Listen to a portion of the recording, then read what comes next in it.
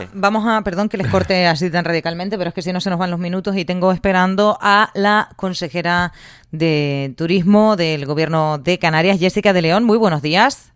Muy buenos días. Bueno, no sé qué tal, si ha tenido tiempo para algo de vacaciones y ya la reincorporación, porque ha sido un 1 de septiembre, muy lunes y muy uno y muy todo. Sí, ya tuve vacaciones y ya me olvidé de ella. O sea, que ya volví hace semanas. Bueno, hablando de vacaciones, me voy a ir directamente.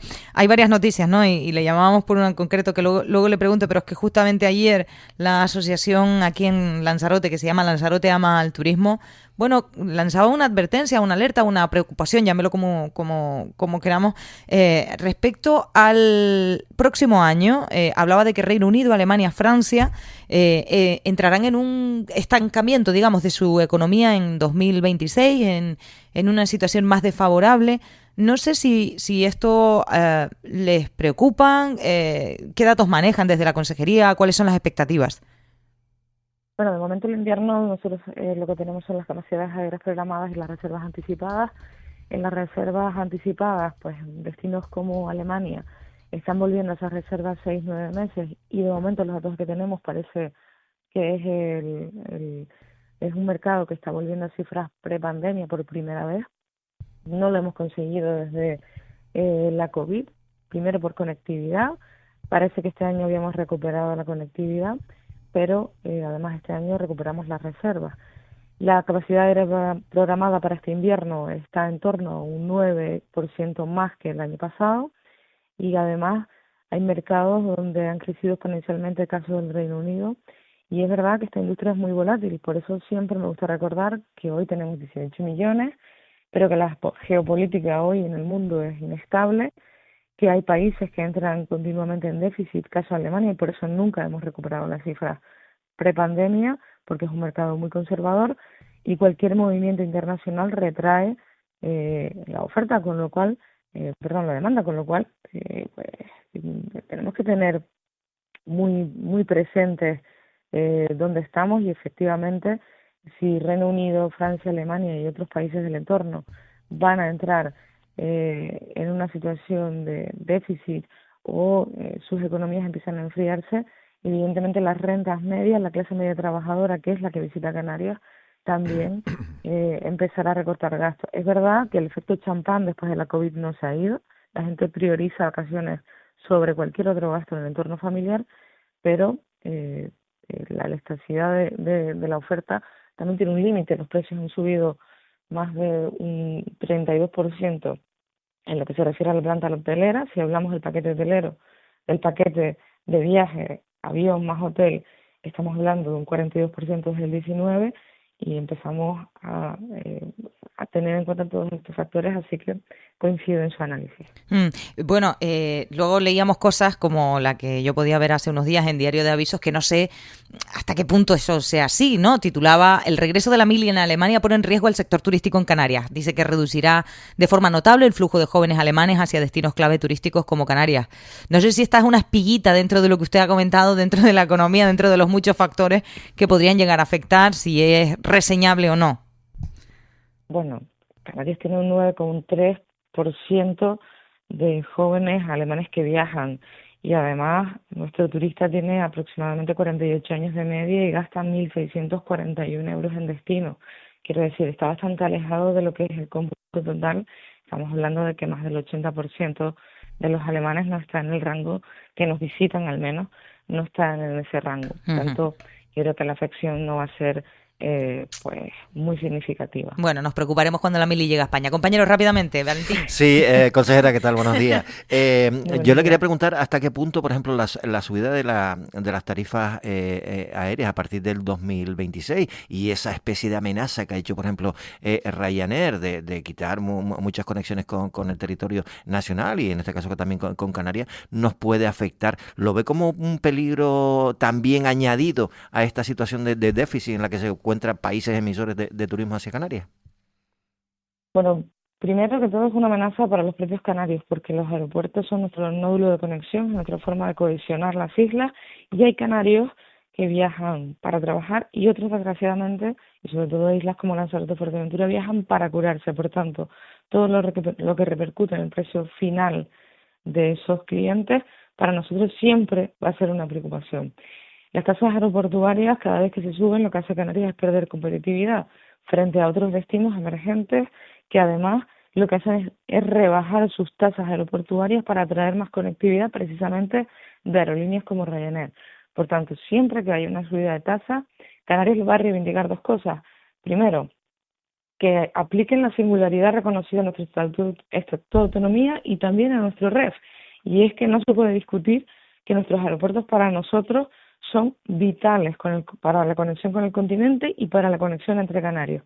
Y segundo, lo que vamos a demandar es estar en ese Consejo de Administración para al menos que estas decisiones se entiendan cómo afectan a Canarias. Y además, ahora vemos con cierto recelo, todavía no sabemos si Ryanair va a recortar rutas o no con Canarias, pero estoy segura de que si Ryanair está empujada por esa subida de tasas de un 6,5%, pueden ir otras low cost detrás, que en definitiva, insisto, es el nódulo de conexión que tenemos los canarios con Península. Y cada vez que se producen este tipo de situaciones, sin tener en cuenta la rentabilidad de los aeropuertos canarios, que es bastante alta, sin tener en cuenta la ultraperificidad de Canarias, lo que hacen es alejarnos un poco más de Península. Última, Andrés, ya rápidamente porque nos vamos. Sí, buenos días, consejera. Mi pregunta va un poco, lógicamente tenemos que hablar de la ley de la vivienda vacacional, eso era inevitable. La pregunta, una pequeña doble pregunta. La primera, ¿cómo va? Porque ya se ha vuelto tras el parón veraniego, ¿qué procedimiento va? No sé si se tenían plazos, no sé si el objetivo era sacarlo adelante antes de su aprobación, antes de final de año. Y una segunda pregunta, no sé si un poco en clave política, a ver qué me dice la consejera, de si se vio el gobierno en la obligación de sacar una ley que es complicada políticamente, no sé si por una serie de problemas, porque por ejemplo yo creo que el modelo turístico se ha puesto en cuestión cuando se metían, por ejemplo, en las manifestaciones otro tipo de cosas, por ejemplo los problemas de vivienda u otro tipo de cuestiones. La doble pregunta, repito, la parte un poco cómo va el procedimiento, cómo cree que se puede sacar, y segundo, si era un dardo envenenado sacar esta ley en la que casi que el gobierno de Canarias, no sé si tiene un poco que perder por ambos lados. Por un lado, en el caso de que saque una ley muy estricta y que perjudique a muchísimas familias que tienen vacacional, sobre todo esos pequeños propietarios, y segundo, que también luego que pueda, en el caso contrario, ¿no? Perjudicar a las líneas, a las tendencias en las que dicen que el vacacional resta vivienda y demás. No sé si puede esa doble pregunta. Bueno, primero, si vamos en plazo, pues evidentemente no. Nuestro objetivo era que la ley fuese mucho más ágil, que que entendíamos que Canarias demandaba esta ley con urgencia y que el orden establecer una definición clara del ámbito competencial que no establecía el decreto 113/2015, y por eso hemos llegado en muchas zonas turísticas y no turísticas residenciales a la situación en la que hemos llegado, pues entendíamos que era urgente. El gobierno corrió, nada más llegar en julio. Durante el mes de septiembre lanzamos la consulta pública, el borrador primero vio la luz en el mes de noviembre, en el mes de febrero ya teníamos el borrador definitivo que fue sometido al periodo de alegaciones, las resolvimos y en el mes de julio nosotros ya teníamos la ley lista. No entró en el Parlamento hasta el mes de diciembre porque necesitábamos seguir cerrando algunos flecos con algunas asociaciones y con algunas entidades que necesitaban que la ley se aproximara mucho más a su realidad. Y lo entendimos, por eso lo paramos y por eso impulsamos un periodo de mayor diálogo, a pesar de que a la consejería se le acuse de todo lo contrario, porque somos bastante poco prolijos en hacernos fotos cuando estamos trabajando en asuntos como este. Y evidentemente, pues este jueves, es decir, mañana, empieza el periodo, las primeras enmiendas a la totalidad, es decir, la ley ya está en el Parlamento, los grupos han presentado sus enmiendas, hay alrededor de 120 enmiendas, creo recordar, de todos los grupos, y a partir de aquí empieza un debate de los grupos parlamentarios sobre una ley, y respondo a la segunda pregunta, que la hicimos por convencimiento. Nosotros presentamos la agenda legislativa en el mes de julio, cuando no había ninguna manifestación en Canarias, y dijimos que con urgencia Canarias necesitaba regular un sector que estaba afectando a la convivencia entre residentes y turistas. Y eso es lo principal que viene a hacer esta ley. Hay que tener en cuenta que lo que se incorpora al mercado, y no hay ninguna otra modalidad en esta situación, son viviendas. Y las viviendas, según el Tribunal Supremo y según, perdónenme, pero el sentido común, es para que la gente viva. Y ahora estamos asistiendo a una situación de tensión provocada por muchos factores. Sí, no por culpa de los propietarios de alquiler vacacional, pero Canarias vive la tormenta perfecta. La Ley Estatal de Vivienda ha sacado el 40% de la oferta residencial de Canarias. Y no hay visos de que el gobierno de Pedro Sánchez vaya a modificar esa ley de vivienda, porque es un compromiso con su otro socio de gobierno y por tanto es lo que le garantiza estar ahí. Así que ese 40% de inmuebles no va a regresar al mercado, al menos a corto plazo. Además tenemos la situación de que Canarias tiene que hacer autocrítica, lleva sin construir vivienda más de 14 años. Y la tercera cuestión es que gran parte de esos inmuebles que no pueden ser alquilados en el mercado residencial se han desviado al turístico. Y además que el decreto 113/2015 no tenía claras las definiciones de las competencias entre ayuntamientos cabildos y las del propio gobierno. Por tanto, creemos que esta ley viene a poner límites, viene a ordenar la actividad. Los que están hoy ejerciendo y cumplen el decreto 113/2015 podrán quedarse ejerciendo, pero es verdad que hay nuevas limitaciones para los nuevos que se quieran incorporar.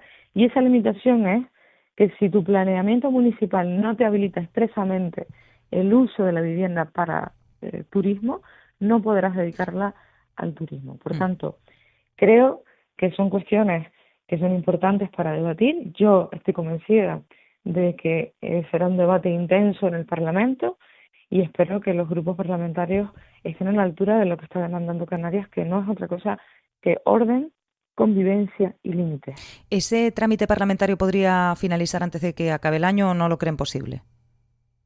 Bueno, cada vez que doy una fecha se incumple, con lo cual yo espero que sí, que en el mes de diciembre tengamos la ley. Vamos a ver. Pues le doy las gracias enormemente por atender nuestra llamada, Jessica de León, consejera de Turismo y Empleo del Gobierno de Canarias. Muchas gracias, buen día. Muchas gracias. Saludos. Bueno.